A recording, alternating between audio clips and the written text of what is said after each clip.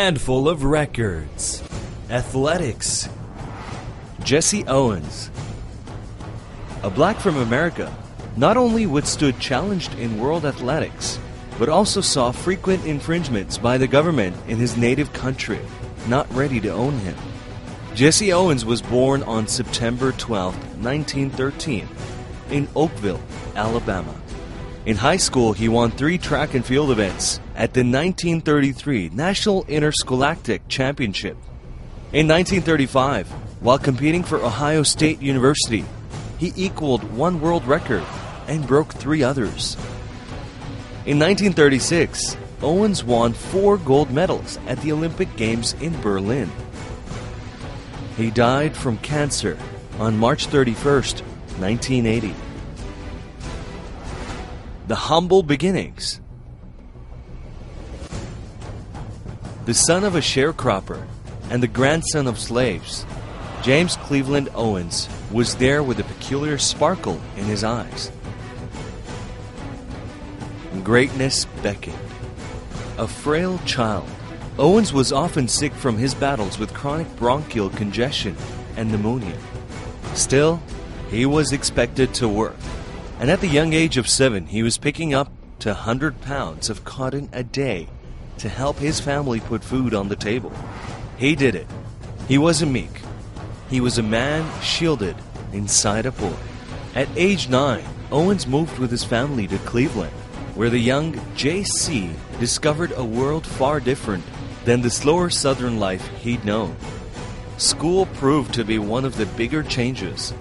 Gone was the one-room schoolhouse he'd attended in Alabama, replaced by a bigger setting with stricter teachers. Here, Owens earned the nickname that would stick with him for the rest of his life. When one of the instructors, unable to decipher his thick southern accent, believed he said his name was Jesse instead of J.C. The frazzling glory. For Adolf Hitler and the Nazis, the 1936 Berlin Olympic Games was expected to be a German showcase and a statement for Aryan supremacy. Most notably, Hitler lambasted America for including black athletes on its Olympic roster. In all, the U.S. won 11 gold medals, 6 of them by black athletes. Owens was easily the best. He ascended to 4 gold medals: the 100-meter, the long jump, the 200-meter, and the 400-meter relay race. And he broke 2 Olympic records in the process. After Owens won the 100-meter event, a furious Hitler stormed out of the stadium, though some reports later indicated that Hitler congratulated the athlete on his success. While Owen, world so glorious, home so painful. While Owens helped the U.S. triumph at the Games, his return home was not met with the kind of fanfare he expected. President Franklin D. Roosevelt failed to meet with Owens and congratulate him, as was typical for other champions. It wasn't until 1976 that he was properly recognized, when President Gerald Ford awarded him the Presidential Medal of Freedom.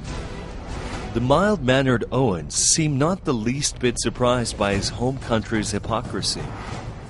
When I came back to my native country, after all the stories about Hitler, I couldn't ride in the front of the bus, he said.